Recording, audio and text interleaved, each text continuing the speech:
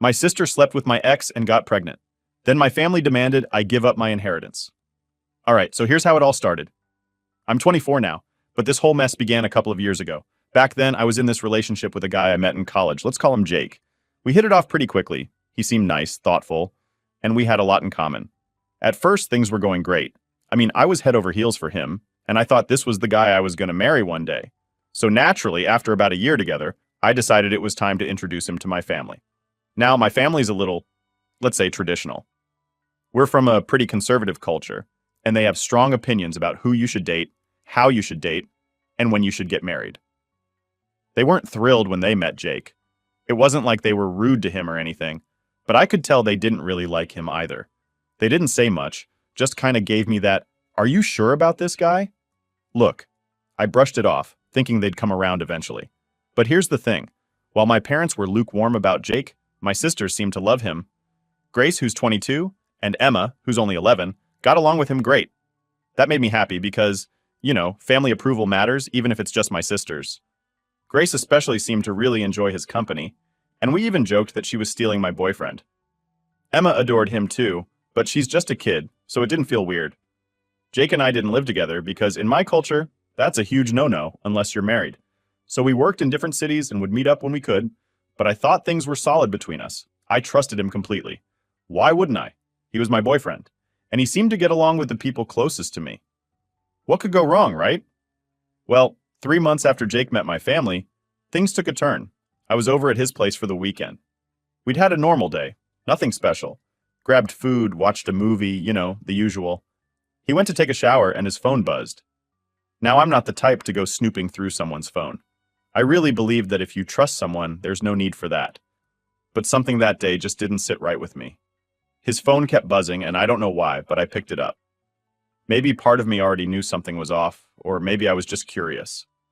When I unlocked it, I saw a message from Grace. At first, I didn't think much of it. I mean, she's my sister. But when I opened the chat, my heart basically stopped. The messages weren't normal. They were flirty, like let's hook up level flirty. I couldn't believe what I was seeing. My sister and my boyfriend. I started scrolling up through the conversation, and it got worse. There were months of this stuff, late night messages, inside jokes that I didn't know about, and even plans to meet up behind my back. I felt sick. Like, how long had this been going on? The person I trusted most and my own sister? I took screenshots of everything. My hands were shaking and I couldn't think straight, but I knew I needed proof. I sent the screenshots to myself and just left his place without saying a word. I didn't wait for him to get out of the shower. I didn't give him the chance to explain or lie to me. I just bolted. As soon as I got home, my phone started blowing up with calls and texts from Jake. He must have realized something was wrong when he saw that I'd left. I ignored everything. I couldn't even look at my phone without wanting to scream. Eventually, I sent the screenshots to our friend group's chat and blocked him. I didn't care about the fallout at that point. I was done. I had no patience for lies or betrayal. But what hit me the hardest was Grace. I mean, Jake's betrayal hurt like hell. But Grace? That was another level of pain. She wasn't just my sister. We grew up practically inseparable. With our parents being absent and wrapped up in their own world most of the time, Grace and I had always leaned on each other. We were only 2 years apart, and we had always been there for each other. Or so I thought. The next morning, I couldn't take it anymore. I packed a bag and flew straight back home to confront her. I didn't care what kind of scene I was about to make. This was bigger than just a fight. It felt like my whole world was crashing down. When I walked into my parents' house, Grace was there like nothing had happened, just sitting at the kitchen table, scrolling on her phone. I slammed the screenshots down on the table in front of her. Our mom and dad were both there too. Grace didn't even try to deny it. She just looked at the messages and shrugged like it was no big deal. She actually said, "Yeah, I did it. So what?" I wanted to scream. How could she act like this didn't matter? Like she hadn't just destroyed our relationship for good. My mom lost it. She slapped Grace across the face, something I had never seen her do. My dad was furious too, yelling at Grace, telling her to get out of the house. He gave her a week to move out, and I thought that was it. I thought maybe this was the end of all the drama. But 2 days later, Grace dropped another bomb on us. She was pregnant, with Jake's baby. I couldn't believe what I was hearing. This had gone from bad to worse in a matter of days. My parents, who had been so angry with her, suddenly softened up. They couldn't stay mad at her once they knew she was pregnant. And just like that, the whole dynamic shifted. It was like Grace was off the hook just because she was having a baby. My parents started talking about how they couldn't abandon her now, how they had to support her, no matter what she did. That's when I snapped. I told them all exactly what I thought, how they were enabling her, how this was all messed up. They tried to tell me to calm down, that I was overreacting, but I couldn't take it anymore. I grabbed my stuff, told them to never contact me again, and I left. The only one I didn't block was Emma. She's just a kid, and I didn't want to cut her off too. 2 weeks later, my mom somehow got a new number and sent me a wedding invitation. Jake and Grace were getting married, and my mom had the nerve to act like I should be there for family unity or whatever. I told her to get lost and blocked her again. That's how it all began. I thought the worst was behind me, but little did I know the real mess was only getting started. After all that went down with Grace, my ex, and my parents, I thought cutting them off would give me some peace. Turns out life had other plans. I wasn't speaking to anyone except Emma, and I was trying to just move forward with my life, you know? But of course, things never go that smoothly when you've got a family like mine. About 2 months after I blocked everyone, I started hearing things through the grapevine. A cousin of mine, who I stayed in touch with, mentioned that Grace was having a baby shower and my parents were throwing it. Apparently, they had invited a ton of people, like it was some huge celebration. At first, I wasn't surprised. I figured they'd make a big deal about it since they were acting like Grace was some kind of victim. But then, my cousin hit me with something that really got under my skin. She told me they had started telling people that I was the one who abandoned the family, and Grace was the good daughter who was trying to keep the family together. Seriously? After everything she did, she was somehow the hero of this story now? I was so mad, I wanted to call my mom and just let her have it. But I knew better than to get dragged back into all that. I stayed quiet, tried to keep my head down, but that didn't mean I wasn't fuming on the inside. The nerve they had to spin this whole thing around like I was the problem. A few days later, I got a text from Emma. She was just giving me an update on how things were going at home, but she also dropped something I wasn't ready for. My mom had apparently been going around telling people that I needed to get married soon. Not for any real reason, just because she didn't want people gossiping about how Grace, the younger sister, was getting married and having a kid before me. Like what? I hadn't even spoken to them in months, and now they were worried about my reputation? It was ridiculous, but that's how my mom's mind worked. Everything was about appearances. She didn't care about what Grace did to me. No, the bigger issue was how it looked to other people. I wasn't living my life on her timeline, and that was apparently some huge scandal. And yeah, that made me furious. But more than that, it made me sad. It was like nothing I ever did was going to be enough for them. Even when I cut them off, they still found a way to control the narrative, to make me look like the bad guy. So, fast forward a bit, Grace's wedding happened. Obviously, I didn't go, but I heard all about it from my cousin. Apparently, it was this big, fancy thing. My parents went all out, even though Grace was barely a few months pregnant. They made sure to cover up the whole scandal by telling everyone they were just being responsible, getting married quickly so the baby wouldn't be born out of wedlock. My cousin told me my parents were telling everyone I didn't show up because of work commitments. Yeah, right. But you know what really hit me hard? It wasn't just that they were lying to cover up their own embarrassment. It was that they were still pretending everything was perfect. Like, they couldn't even admit that their family was falling apart. They couldn't just be real about what was happening. Instead, they had to put on this fake show for everyone else. I was done with them at this point, but hearing about all this still stung. It was like they were erasing me from the family narrative completely. Anyway, time passed and I tried to move on. I threw myself into work and focused on building a life for myself. For a while, things were quiet. I wasn't hearing much from my family, and I figured maybe they had finally just left me alone. But of course, that's not how it works in my family. One night, I got a call from Emma. It was late and I was about to go to bed, but something about the way the phone rang gave me a bad feeling. When I picked up, Emma was crying. She could barely get the words out, but eventually she told me that our dad had passed away. I was stunned. I mean, I didn't have the best relationship with him, but still, he was my dad. What really pissed me off, though, was that it was Emma who had to call me. My mom didn't even bother. I hadn't heard a word from her. Emma told me that our dad had been sick for a while, but they hadn't told me. My mom decided to keep it from me because she didn't want to stress me out. Can you believe that? My own father was sick, and they didn't think I had the right to know? The next morning, I booked a flight back home. I didn't care about all the drama anymore. I just wanted to be there for Emma. When I showed up at my parents' house, it was like walking into a battlefield. My mom and Grace were there, and the first thing they did when they saw me was start yelling. They accused me of only coming back for the money, like that was the only reason I'd want to be there. Grace was especially nasty, calling me selfish. saying I abandoned them when they needed me most. I didn't even get the chance to grieve. Everyone was so focused on the inheritance, on who was getting what, that they barely even talked about Dad. It was disgusting. And as if things weren't bad enough, when they read the will, all hell broke loose. Turns out, Dad had left me the largest share of his assets. I was shocked. I wasn't expecting anything from him, especially after how things had gone down. But there it was, in writing. I got 40%, Emma got 30%, Mom got 20%, and Grace, she got 10%. You'd think I'd feel relieved, right? Like finally, some justice. But honestly, it just made things worse. Grace and her husband lost it. They started demanding that I give up my share, saying I didn't deserve it, that Grace needed the money more because of her kid. They even threatened to take me to court over it. I knew they didn't have a legal leg to stand on, but the fact that they were willing to go that far just showed how greedy they were. It was all about money to them. They didn't care about family or what was right. They just wanted to get their hands on whatever they could. I told them I wasn't giving up anything. And that's when things got nasty. Grace's husband started making threats, saying I'd regret it if I didn't do what they wanted. I knew it was all just talk, but still, it was unsettling. I was already dealing with the loss of my dad, and now I had to put up with this crap on top of it. It was too much. After the will reading, I went back to my hotel to clear my head. I thought about everything that had happened, all the lies, the betrayal, the greed, and I realized something. I wasn't going to let them push me around anymore. I'd spent too long letting my family control my life, and it was time to stand up for myself. Update 1. So after the whole inheritance blow-up, I thought things couldn't possibly get worse. I mean, they already accused me of coming back just for the money, and Grace and her husband were trying to bully me into giving up my share. But I wasn't going to budge. I knew I had the legal right to what my dad left me, and honestly, after everything they put me through, there was no way I was giving in. Anyway, a couple of days after the will reading, I got a message from my lawyer.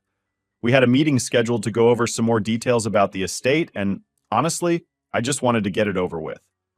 I was tired of all the drama and just wanted to settle everything so I could go back to my life. But when I got to the lawyer's office, he hit me with something I wasn't expecting. Turns out, my dad had written me a letter before he passed away. The lawyer handed it to me and said that my dad had asked him to give it to me when the time was right. I sat there for a minute, just staring at the envelope, not sure if I even wanted to open it. I had so many mixed feelings about my dad, like, yeah, he left me the largest share in the will, but he also never really stood up for me when all the crap with Grace went down. I was angry with him, but at the same time I missed him. It's hard to explain. So I finally opened the letter. It wasn't long, just a couple of paragraphs, but what he said kind of hit me. He apologized for not being there for me when I needed him. He said he knew he should have done more, but he felt trapped by the situation with my mom and Grace. He admitted he had regrets, especially about how things ended between us. Reading that, I didn't know whether to cry or be angry. Part of me felt a little bit of closure, but another part of me was just pissed that he didn't say any of this while he was alive. After reading the letter, the lawyer and I went over a few more things about the estate, but my mind was elsewhere. I couldn't stop thinking about how different things might have been if my dad had just spoken up sooner. If he had stood up for me instead of staying silent, maybe we wouldn't be in this mess right now. But it was too late for all that, and there was nothing I could do to change the past. On my way back to the hotel, I got a call from Emma. She was really upset because apparently Grace had been saying some pretty nasty things about me around town. She was telling people that I was trying to steal the inheritance and that I was turning the family against her. I wasn't surprised, honestly. Grace always knew how to play the victim and make herself look like the innocent one. But it still hurt to hear that she was spreading lies about me. When I got back to the hotel, I decided to take a break from all the drama and spend some time with Emma. I picked her up, and we went out for dinner.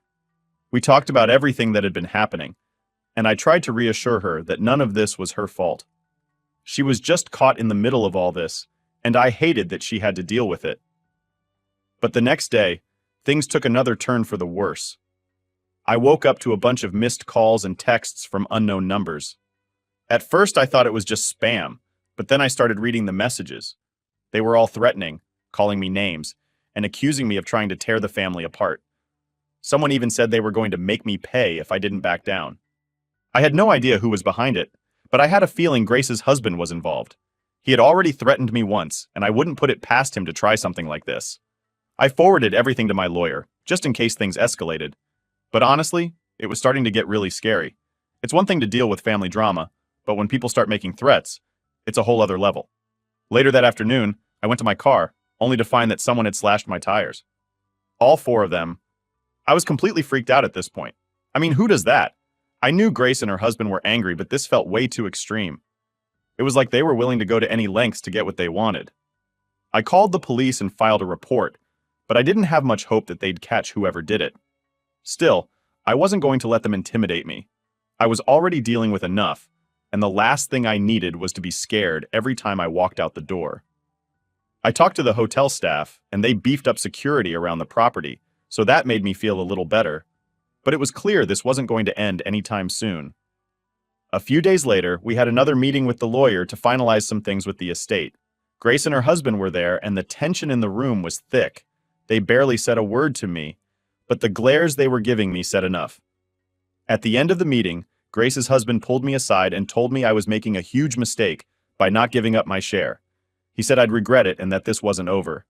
I didn't even bother responding. I just walked away. I wasn't going to let him scare me into doing something I didn't want to do, but deep down, I knew this wasn't the end of it. Grace and her husband weren't going to stop until they got what they wanted, and I had to be prepared for whatever came next. That night, I sat down and thought about everything that had happened since my dad passed. The lies, the threats, the vandalism. It was all so exhausting. I just wanted it to be over. I wanted to move on with my life and leave all this behind. But I knew that wasn't going to happen as long as Grace and her husband were around. Still, I wasn't going to give up. I'd been through too much to let them push me around now. They could make all the threats they wanted, but I wasn't backing down. This was my life, my inheritance, and I was going to fight for what was mine. And if they thought they could scare me into submission, they were in for a rude awakening. Update 2. Things didn't calm down after that last meeting with the lawyer. If anything, they got worse. Grace and her husband were getting more and more desperate, and honestly, it was starting to feel like I was in the middle of some bad movie. The threats kept coming, the nasty texts from random numbers didn't stop, and I was just mentally drained. One night, about a week after the tire slashing incident, I was heading back to the hotel after dinner with Emma. She had been staying over with me for a few days, which was honestly a relief. It was nice to have someone on my side in all this mess. We were walking through the lobby when I noticed this guy just standing there, watching us. At first I thought maybe he was just some random person waiting for someone, but when we passed by, he followed us. I tried not to freak out, but the whole situation had me on edge already. We got into the elevator, and as soon as the doors closed, I looked at Emma. "Did you see that guy?" I asked. She nodded, looking just as nervous as I felt. Yeah, he was staring at us. We got to our room, and I immediately called the front desk to report the guy. They said they'd check the cameras and send someone up to patrol the floor, but still, it didn't make me feel much better. This whole thing was getting way too close for comfort. I couldn't shake the feeling that Grace's husband was behind this somehow. I mean, who else would go to these lengths just to scare me? That night, I barely slept. Every little noise had me jumping out of bed, convinced someone was trying to break in or worse. It was like living in a nightmare, and all I could think about was how to make it stop. The next morning, I decided I needed to take some serious action. I called my lawyer and told him everything, about the threats, the weird guy in the lobby, the slashed tires. He agreed that things were getting out of hand and suggested we get a restraining order against Grace's husband. It wasn't something I wanted to do, but at that point, it felt like the only option. We filed the paperwork the next day, and I tried to keep my head down while we waited for the court date. But of course, Grace and her husband didn't take the news well. The texts ramped up again, this time with more threats about how I'd regret this, and how they'd make sure I paid for everything. It was exhausting, but I was done being scared. They could throw whatever they wanted at me, but I wasn't giving in. A few days later, the court date for the restraining order came around. I showed up with my lawyer, and guess who else was there? Grace and her husband, of course. They looked smug, like they thought this whole thing was a joke. I avoided eye contact with them, focusing on what my lawyer was saying, but I could feel their eyes on me the whole time. When the judge called us up, Grace's husband tried to act like I was the one causing all the drama. He said I was exaggerating everything, that I was just bitter about the inheritance and trying to make his life hell. I couldn't believe what I was hearing. Like, really? He slashes my tires, sends me threats, and somehow I'm the one causing problems? Thankfully, the judge saw through his BS. After hearing both sides, they granted the restraining order, and for the first time in what felt like forever, I felt a small sense of relief. At least now there was something in place to protect me if things got worse. But of course, things didn't magically get better overnight. The threats didn't stop right away, and I still felt like I was constantly looking over my shoulder. But at least now I had the law on my side, and that gave me some peace of mind. A few weeks passed, and I was finally starting to feel like maybe things were settling down. I was still staying in the hotel, but I had started looking for a new apartment where I could feel safer. Emma had gone back home, and I missed her, but we kept in touch constantly. She was still dealing with the fallout from all the family drama, but at least she wasn't stuck in the middle of it as much as I was. Then, one morning I woke up to a message from an unknown number. It wasn't a threat this time, though, it was a link. I hesitated for a second before clicking on it, and what I saw made my stomach drop. Someone had created a whole website dedicated to trashing me. I'm talking lies, half-truths, and just pure nastiness. They were painting me as this selfish, greedy person who was tearing the family apart. There were even photos of me from the funeral, looking cold and heartless, according to the captions. I couldn't believe what I was seeing. This was next-level crazy. I immediately called my lawyer and sent him the link.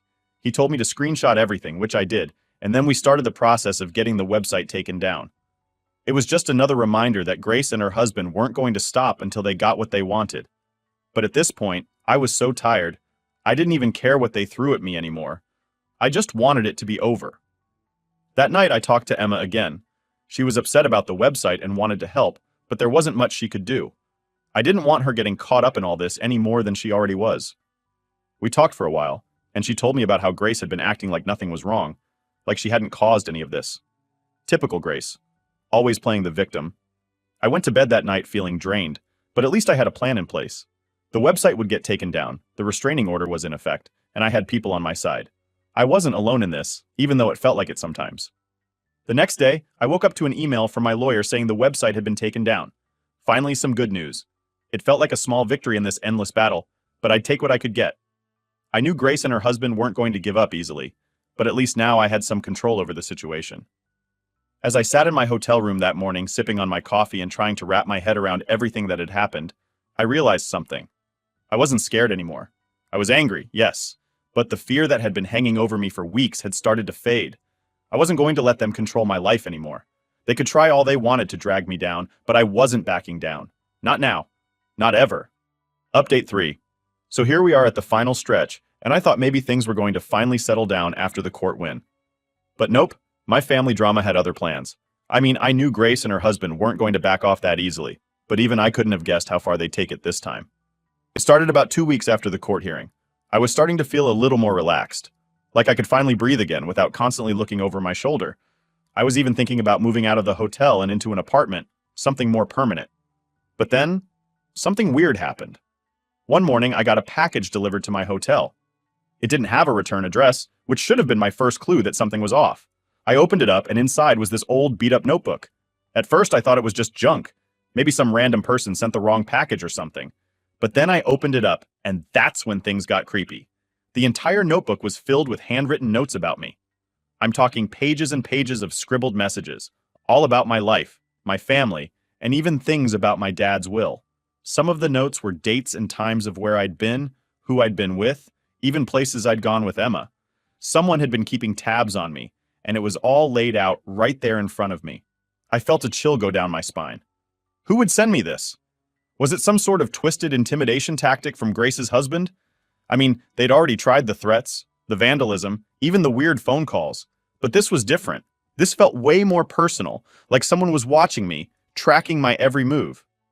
I called my lawyer immediately and sent him photos of the notebook. He was just as freaked out as I was and told me to report it to the police, which I did. They took the notebook as evidence, but I wasn't holding my breath for anything to come of it.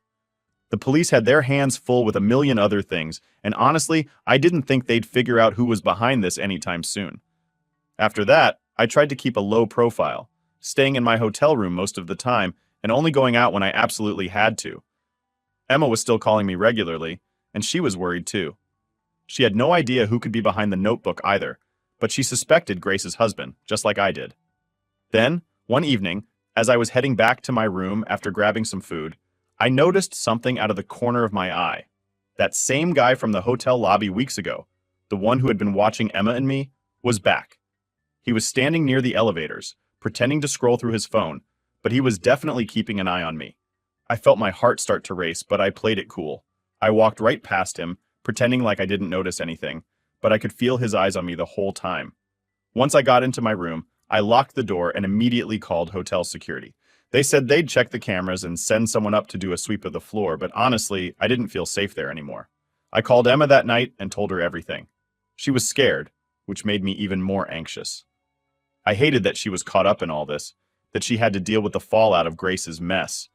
But I promised her I'd be careful, and we made a plan to meet up the next day so we could figure out what to do next. The following day, I met Emma at a cafe downtown, away from the hotel. We sat there for a couple of hours, talking about everything. She told me more about what had been going on with Grace at home, how she was acting like nothing was wrong, like she hadn't just tried to take me to court over the will. It was infuriating, but it didn't surprise me. Then Emma dropped something on me that I wasn't ready for.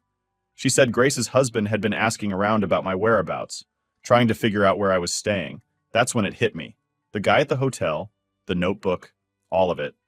They were keeping tabs on me, and they were probably planning something worse. I knew I couldn't stay at the hotel anymore. It wasn't safe, and if Grace's husband had people watching me, it was only a matter of time before things escalated. So, that night, I packed up my things and checked out of the hotel. I didn't tell anyone where I was going, not even Emma, just in case. I booked a room at a different hotel on the other side of town, hoping that would throw them off for a while. The next couple of days were quiet. I didn't hear anything from Grace or her husband, and the weird texts and calls seemed to have stopped.